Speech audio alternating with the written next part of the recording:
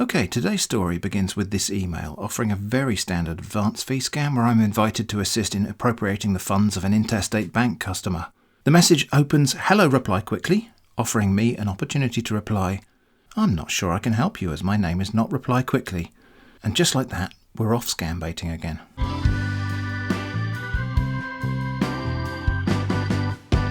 My response created exactly the desired level of confusion for the scammer, who said, "Thanks very much for your reply, but what do you mean by your name is not reply quickly? Listen, I just want you to understand there is no risk involved. This transaction is confidential anyway. I cannot force you into this business, it's just a matter of choice. But I want you to understand that I am not a small boy. I am an elderly man, and I know by myself that you are capable for this. So do not be afraid. It will benefit both of us, and you can never regret it at all." I said, "Your message confused me as it was addressed to Dear Reply Quickly. That's all. I thought you were addressing a person whose name is Reply Quickly, and that person's not me." The scammer replied, "Oh, I understand what you mean now. I mean that I need immediately reply to my proposal. That is what I mean. You should reply quickly, so do not misunderstand me. I'm writing direct to you, and that you should reply to my proposal very quickly." I said, "Sorry, I was not able to reply immediately due to limitations of space and time." The scammer said, "So, are you interested in my business proposal or not?" I just said, "I don't know. You seem confused about who you're contacting. Are you sure you have the right person?" The scammer responded, "My friend, don't be silly. I'm not a kid. By the way, where in the world someone answers quickly, or are you such a daft that you don't know when someone tells you that you should reply quickly? What stupid confusion is in your head? Listen, don't joke with me. If you are not interested, then better stop that rubbish."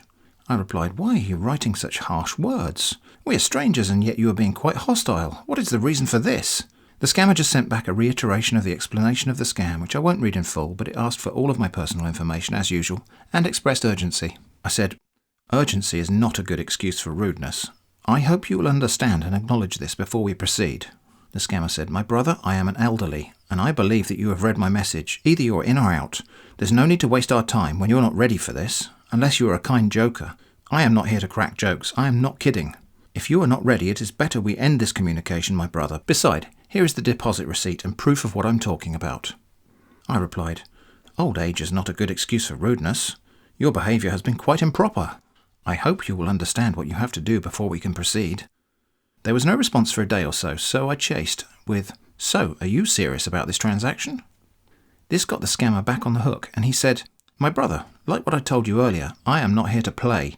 How can an elderly man like me send you an offer of a transaction which is not serious? My business is 100% guaranteed, and please, if you are not ready or interested to my offer, then I think you end the communication, because a man of my age hates insult. I am not a cheater, and I don't play dirty games. I am not here to deceive you. If you're ready, let us proceed. Kindly reply with the following information below." I said, "Why do you need this private information from me?" "In the interest of creating trust, please provide the same categories of information about yourself before I will entrust you with mine." By reply, the scammer sent me some lovely fake documents. Let's just take a moment or two to enjoy those.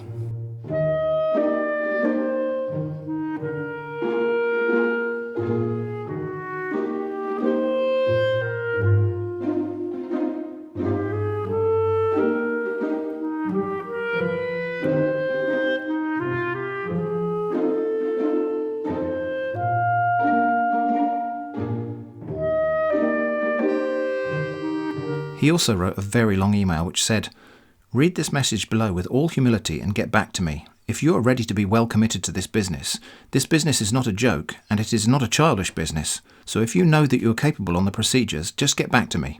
The rest of the email was pretty long, so I won't read it in full, but the highlights were assurance that there's nothing like scam in this business. Note, there are practically no risk involved. It is pure and legit. It is no scam. I am waiting your urgent response. I said, "I trust that you are who you say you are. Now I have seen your fully authentic documents. But the process you're describing sounds quite unusual. Is it normal and legal to do this?" The scammer said, "My brother, there is nothing like unusual here. That is the due process. You should understand that nothing good comes easy. I just send my documents to you in order to let you know that this transaction is serious, and there is nothing to regret or lose in this business. I am a straightforward person. I don't play dirty games. I am a trustworthy person. The only thing you should bear in mind is that there will be expenses, because there will be many legal documents involved. So all the documents will be paid immediately. That is the only sacrifice we will make in this transaction.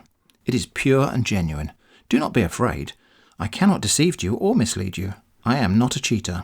Well, it was never believable right at the start, but the more the scammer seems to insist his trustworthiness, it becomes yet even more remote. I said, why is it a secret matter from the directors of the bank? What would happen if they found out? Also, you said there are practically no risk involved. That means there are some risk involved. What risk are these involved? The scammer was starting to lose his temper now, and he replied, are you sure that you understand my English at all? I said that there are practically no risk involved. There is no risk in this business, and again, you should understand that I am an officer in the bank, and I am also from the United Arab Emirate. Or do you think that an elderly man like me will do business that will implicate me? Listen, I am full mature man that knows my left and right. Stop asking me questions like you are dealing with a small boy. With all due respect, I am not a small boy. Nothing will happen.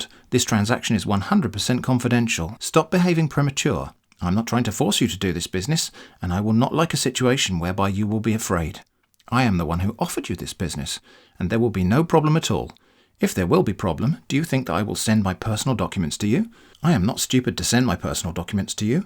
I am not a foolish man, my brother. I said, I understand English. I am English. Is it that you doesn't understand English? Please answer my questions. I need to know what risks there are, regardless how small they might be. And I need to know why this seems to be kept a secret from the bank director. Why not just talk to the bank director about this? He might have the money you need for the legal documents you mentioned. The scammer just sent back, my friend, I don't have time for nonsense. Well, that is indeed unfortunate because nonsense is all I got. But I have this rule. Respond to aggression not with compliance but with righteous indignation. So I said, are you serious about this transaction or not? It seems like the nonsense has mostly been from you. All this talk about dirty games and small boys, for example. The scammer said, my brother, if you're ready for this business, just send your informations as requested and do not reply me again if you're not ready to send me your informations. At least with that it will prove a little bit of your seriousness. Okay, time to throw him a bone, so I said, I simply do not understand your constant aggression and hostility. There is no reason for this. Calm yourself. Here is my passport. Now, I expect and require a little seriousness from you. Enough of your talk of small boys, understood? That seemed to do the trick, and the scammer responded, you are welcome, Mr. Manuel, and thanks very much for your trust. I want to know what you are doing for a living, like your occupation stroke position, and the reason why this transaction will be a secret between you and I is that the disease that deposited the money, who died along with his entire family on the 15th of July 2009, in a plane crash in northern Iran, had no relative or next of kin to claim the fund. That is the reason why I want us to work together, and so that I will place your names on our bank central computer as the real next of kin to the disease. As soon as your names and information have been placed on our bank central computer, that is 100% protected. And the lawyer here will procure an affidavit of change of ownership on your names. So in that situation we'll be 100% recognised as the next of kin to the disease. There is no single risk, no problem and no trouble. I am happy to be an elderly man like you. Please, you should understand there will be no trouble. I'm giving you all the assurance. This business is between you and I, so let us do it. Believe me, you will never regret it. All the expenses will be carried between you and I, and no other person. So if you are agreed, then I will meet the lawyer here immediately to know the cost of the expenses, so that you will pay half and I will pay half. Simple. I cannot cheat on you, and I know that you cannot cheat on me. Thanks very much for your understanding. I said, I am retired now. I used to work as a waiter and porter in a seaside hotel. I am concerned, though, that there are several of my earlier questions you've left unanswered, in particular why this matter needs to be a secret. What happens if someone else, such as the bank director, discovers it? Also, what other small risks might there be that cannot be completely avoided? The normally immediate reply from the scammer did not come, so I said, I assume the interval in our communications is happening because you're communicating with the lawyer, as you stated. I await further news on the progress of the transaction. I may have some more questions. The scammer said, my brother, I have answered all your questions. In fact, I don't even know what to tell you again, because I have already tell you there is nothing like risk in this business. Whether small or big, there is nothing like risk.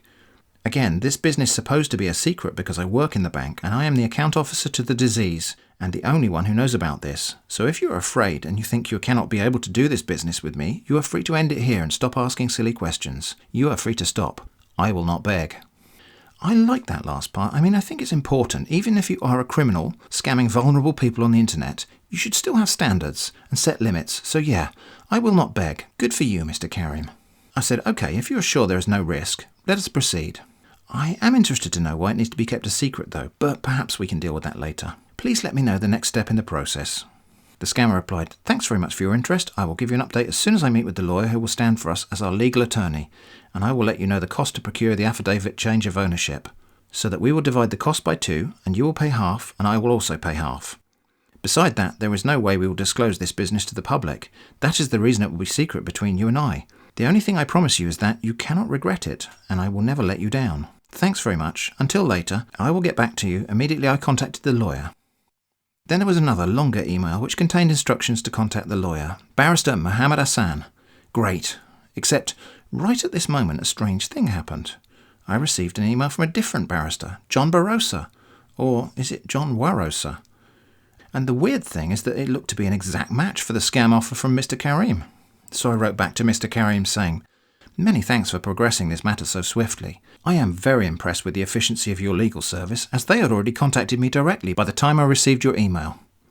Actually, it must be one of Mr. Hassan's colleagues that contacted me, a barrister named John Barosa. I will arrange to send the fees to John Barosa as soon as I can clear the funds. You said we would split this 50-50, right? So I am to pay $3,310 to John Barosa, correct?" Quickly, I also wrote to John Barosa, but copying in Barrister Mohammed Hassan, that is the correct lawyer, specified by Mr. Karim, saying many thanks for your email. I think option 2 would probably be simplest and most secure, as well as the most convenient. Just let me know what you want me to do next. By the way, Mr. Karim instructed me to contact one of your colleagues, Barrister Mohammed Hassan, who I've copied in on this email for information. I trust that you are handling this matter in detail, as you contacted me first. So, just to recap, Mr. Karim has told me to contact Barrister Hassan to arrange payment, but I am busy contacting John Barosa, who is an interloper. What will happen next? Well, we'll find out after this short break, in which we answer your frequently asked question, which today is, aren't you wasting your own time as well as the scammers? So it's true that scambaiting does occupy some of my time. In fact, it's probably fair to say that on average, I expend more of my time working a scam than any particular scammer does. Especially when you count the time it takes to make it into a video. So is that time wasted? I don't think so, for several reasons. Firstly, I'm doing something I actually choose to do. Nextly, I'm making content that I believe is both entertaining and informative. And finally, people seem to enjoy this stuff. The popularity of this content has brought people into my channel, not only as subscribers, but also into a genuinely vibrant and upbeat comment section. All of this has helped me grow the channel into something that, who knows, might even take over as my full-time job someday. So, is it time-consuming? Sure. Is it a waste of time? Not even slightly. Anyway, back to the scambaiting. So if you're thinking it seems an unbelievable coincidence that John Barosa's email came along just at the right moment, containing just the right details to offer the perfect diversion to this scam, you'd be quite right, because in fact, on this occasion, John Barosa is none other than myself. At the point where Mr. Karim was talking about handing off to Barrister Mohammed Hassan, I quickly set up a new webmail account as John Barosa, and from that account I composed my fake barrister email to Manuel, which I cobbled together from a collection of past scam emails I'd received. The main objective here is to scare the original scammer into thinking Manuel is willing to pay, but that the money's going to go to a different scammer. But as a secondary objective, and this is the reason for actually setting up the John Barosa account, I want to see if the scammers will say anything at all to another scammer who arrives as an interloper. So Mr. Karim sent me a fairly concerned-sounding email saying, "Listen, there is nobody like John Barosa." I mean, that's factually incorrect. There's John Barosa. He's quite a lot like John Barosa. You should contact Barrister Hassan directly, as he's the one to direct you on how you'll transfer the money to him. Do not contact or write any John Barosa. There is nobody like that in Mohammed H. and Ass Chambers. You should contact Barrister Hassan direct. Do not make any mistake. Contact Mr. Hassan directly. He is the one in position to tell you how to transfer the money to him, and when you transfer the money to him, you will also send the transfer receipt to me, so that I will keep all record. Contact Mr. Hassan with the below email.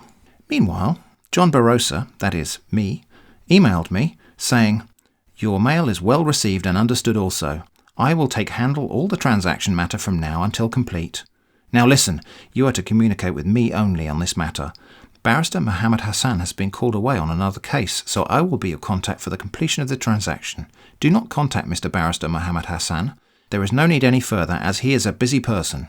I will send the forms for your completion to progress the transaction soon, but for now contact only me, okay? Sincerely, Barrister Mr. John Barosa." And so I was able to write to Mr. Karim saying, "I've just received confirmation from Mr. Barrister Barosa that he's taken over the case from Mr. Barrister Hassan because Mr. Barrister Hassan has been called away to attend another case. Mr. Barrister Barosa has assured me that he is capable of completing the transaction. I will forward you a copy of his email for confirmation in a moment. It seems like everything is in hand. I wouldn't worry about it." Then I forwarded John Barosa's email to Mr. Karim. But this seemed only to upset Mr. Karim, who said, "I don't really understand where you are going to. I meet with Barrister Hassan this evening, and he promised that he will handle the business. that I should not worry and there is no other person, and I don't really know who you are communicating with. I don't really understand you, and do not bring confusing, and you should go ahead and contact Mr. Hassan through the email I give to you. There is no other person. There is nobody like Mr. Barrister Barosa, and there is nobody like John Barosa. Mr. Hassan is the person who I meet, and no other person, and do not communicate with anybody. Stop writing with anybody. Only Barrister Hassan will handle this business, and no other person. Now, just reading that, I thought there was an almost poetic or lyrical repetition to his worried assertions here. Don't you think? Anyway, I said, I don't know either of these lawyers. It seems fairly straightforward to me that if one person is urgently detained on another matter, someone else steps in to help. Obviously, Barrister John Barosa has been briefed as he knows the matter at hand. So presumably this is just one of the partners at the law firm whom you have not yet met. May I suggest that you contact Mr. Barrister Mohammed Hassan and Barrister John Barosa to sort out the confusion. Barrister John Barosa's instructions to me have been very clear that Mr. Barrister Mohammed Hassan is not to be disturbed by me, so it would be very rude of me to disobey that instruction. In response to this, Mr. Karim sent 3 emails in quick succession, saying, My friend, listen, there is nothing like this. This message is trash, and do not listen to that. There is nobody like the soul called Mr. Barrister John Barosa, so be mindful who you are communicating with. There is nobody like that, so ignore any message from such person. That is an impostor. That soul called Barrister Mr. John Barosa is an impostor. Also, listen, my friend, this is my country, and you cannot tell me that. I know Barrister Hassan, and there is nothing like Barrister John Barosa, and there is nobody like Barrister John Barosa, so stop telling me that. I don't really understand you. And also, you are here to follow my directions, and not one soul called Barrister John Barosa. You should follow my instructions and do what I said, and stop that with the soul called Barrister John Barosa. Nobody discuss anything with the soul called Barrister John Barosa. So stop your communication with the idiot who called himself Barrister John Barosa. That person is an impostor. Seems pretty clear, right? Manuel didn't think so, and he said, I don't understand why anyone would do that. Mr. Barrister John Barosa wrote about the fund disbursement. How would he know that information unless it had been delegated to him? It's getting late, and I'm tired now. If you would be kind enough to contact both lawyers to sort out this mess, I will pick the matter up in the morning. Mr. Karim went into a sort of meltdown at this point and sent me this wall of prose, which hurt my eyes to even try to read, even when I tried to edit it for structure. Time to call in some professional help, and so I would like you to put your hands together for composer, singer, musician and songwriter Mr. Eric Castilla. Take it away, Eric. 1, 2, 3, 4. My friend, listen to me. I don't know what you are doing. In fact, I'm giving you the lawyer you're supposed to contact. And I don't really know the reason why you are bringing the issues of the so-called Mr. Barrister John Barosa. I don't understand your plan here, but I have told you to contact Barrister Mohammed Hassan. Is here in UAE and is the only person who will handle this business, and without him that means there is no way. And I just finished my meeting with him about 2 hours ago. So he is the person who will handle this business, and even I can meet with him again tomorrow morning in his office. And I beg you, if you really want this business to move forward, just forget any issue or discussion about this soul. Call Mr. Barrister John Barosa. I beg you, I don't want you to discuss with me anything about the soul called Mr. Barrister John Barosa. I beg, don't tell me about him again. It's only Barrister Mohammed Hassan. That's the person I speak with about this business, and no other so-called barrister. And I beg, don't tell me anything about the soul called Mr. Barrister John Barosa.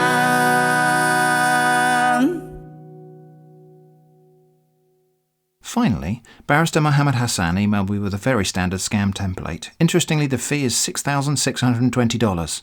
Now, I'd heard that things in Dubai are pretty expensive. I guess that even applies to being scammed too. I replied, copying in John Barosa, to say, many thanks for your email. Your colleague, Barrister John Barosa, has already been in touch with me to initiate the provision of documents. He explained that you have been called away urgently and are busy attending a different case. I understand Mr. Karim will pay half the document fee, $3,310, and I will pay the other half. Mr. Barrister John Barosa is to send the payment details to me this morning, and I will get the fee transferred today. I've copied Mr. Barrister John Barosa in this reply. Mr. Karim seems a little confused and worried that this matter has been delegated to your colleague. Perhaps between yourself, Mr. Karim, and Mr. Barrister John Barosa, you could correspond just to settle this matter down once and for all. John Barosa, who remember is me, was really quick to reply, also not at all accidentally copying in Barrister Hassan, saying, "Beloved Mr. Manuel, I am telling you that you must not disturb Barrister Mohammed Hassan. He is a busy person working on urgency priority, okay? I will send you the payment details via Western Union this day, okay?" Well, there's only one appropriate reply to that, isn't there? I said, "Okay." Then I just sent a quick note to Mr. Karim saying, I believe in an earlier email you mentioned that we would split the legal and document fees 50-50. Please would you confirm that this is the case and that I only need to send $3,310 to the barrister via Western Union? Mr. Karim said, "Yes, my brother. Mr. Hassan will provide to you an account to transfer the $3,310, and I myself will also transfer half the money to him this evening. Do not transfer the money to any account which is not provided to you direct from Mr. Hassan. I have been with Mr. Hassan this morning, and you should ignore any message from the soul called Barrister John Barosa." Sure, but I mean, no need to make a production out of it. Then Barrister Hassan said, "I acknowledge the content of your email, well noted. Mr. Karim left my office hours ago. For your information, I don't have any colleague known as Barrister John Barosa. There's no such person here. I am the only one managing my firm. I don't have any colleagues in my office, so be careful to whom you're trying to transfer the money. I don't know anything about that. And are you sure your email has not been hacked? Mr. Karim will also transfer money to me today, so do not make any mistake, because you are communicating with an unknown person. I don't know any colleague or person called Barrister John Barosa. I don't know him, and there is no such person. So do not transfer your money to wrong person. I am not aware of that. You should transfer the money to the below account information provided, and according to Mr. Karim, he said that you will transfer half the money, $3,310, and he will also transfer half. So I am waiting for the transfer slip." Below this was the name and account details into which I was supposed to transfer the money. But alas, Manuel wasn't listening. He replied, "Mr. Barrister John Barosa has already provided the Western Union payment details, and I've transferred the payment on his instruction this morning." I think I understand the reason for the confusion now. Barrister John Barosa works in a different branch of the same legal company as Mr. Barrister Mohammed Hassan, in Lagos, Nigeria. I think that explains why Mr. Barrister Mohammed Hassan is not acquainted with Barrister John Barosa personally, although presumably they both have access to a common case management system or some such, allowing them both to work on the same case. Anyway, the payment is en route now to the receiving officer. Let me know if there's anything else required. Now, as the scammer had given me bank account details and probably the name of a real person receiving the advance fee, I reported this immediately to both the bank and the Dubai police, who both accept reports via email. They were both receptive to my report and asked for further evidence, which I provided. If anything else interesting happens on that front, I will make a video about it. Back with Mr. Karim, however, the game was up. He emailed me to say, "Now I know that you are just a common internet joker." I was very tempted to reply, "Have fun with the Dubai police," but on second thought I realised that something like that would probably be better if it happens as a complete surprise. So I just said, "Better than a common internet criminal, I suppose. Does your mother know you're a criminal?" Interestingly, I don't think it was my assertion that I'd paid John Barosa that actually tipped off Mr. Karim that I was just baiting him. I think it was something else. See, all through the conversation, the email subject line had been evolving in a really interesting way. The scammer was incrementally adding long strings of punctuation to the end of the subject line. I don't know if this was done to make the emails stand out in a busy mailbox or something else, but it does look like it has a purpose. And in the email where I replied to say that I'd paid John Barosa, I also inserted a few extra bits of punctuation myself. I think it might have been this rather than the email itself that tipped off the scammer. Meanwhile, Barrister Mohammed Hassan hadn't yet got the memo about me, which by the way indicates that we are dealing with two separate scammers here. He wrote, "Hey, my friend, what nonsense are you talking about? I have told you that I don't have any business with the soul called Mr. Barrister John Barosa. Listen, do not insult my integrity. I don't have any business or connection with the soul called Barrister John Barosa. I have nothing in connection with the soul called Mr. Barrister John Barosa. I am a legal advisor from the United Arab Emirates. I don't have any business or communication with Africa. I have nothing to do with Africans. There are scammers. So you should be careful if you're doing anything with someone from Africa. The business you are doing with the soul Mr. Barrister John Barosa does not concern me, so be careful. Stop that communication, or you will regret any communication or the business you are doing with the soul called Mr. Barrister John Barosa. I don't know this person, and I have no business with him, and I have never met with him, and he don't have anything in common with me. That person is a liar. I don't know him. I never do anything with him. I don't know him at all. So if you know that you're doing business with Mr. Karim, just transfer the money to the account which I give to you. But if you transfer any money to the soul Mr. Barrister John Barosa, just bear in mind that your money is lost. Because I don't know the soul called Mr. Barrister John Barosa, and I don't have any business with him, and he's not in my company or firm, and I never do any business with the soul called Mr. Barrister John Barosa before. I am in Asia, and the soul called Mr. Barrister John Barosa is in Africa. I have nothing in connection with the soul called Mr. Barrister John Barosa. In that case, any money you transfer to the soul called Mr. Barrister John Barosa is lost. Just be warned. I am giving you a warning. What you're doing with the soul called Mr. Barrister John Barosa does not relate to me. I am not related to this barrister from anywhere. I replied, I am fascinated by what you said about the dangers of Africans and scammers. What's your opinion on scammers in general? But neither he nor Mr. Karim would respond to me anymore. I hope maybe the scammer will get a knock on the door from the Dubai police, or at least have his account frozen at the bank. Finally, one of the things I had hoped to do by creating the email account from John Barosa was to cultivate some kind of conversation behind the scammer facade and see if we could learn anything that way. But after a couple of attempts to communicate privately as John Barosa, all I got back was, "Who are you?" I may keep trying there, and if anything interesting happens, I'll let you know. So that's it. I don't know about you, but I quite enjoyed this one. Thanks for watching, and I hope to see you again soon. The person I speak with,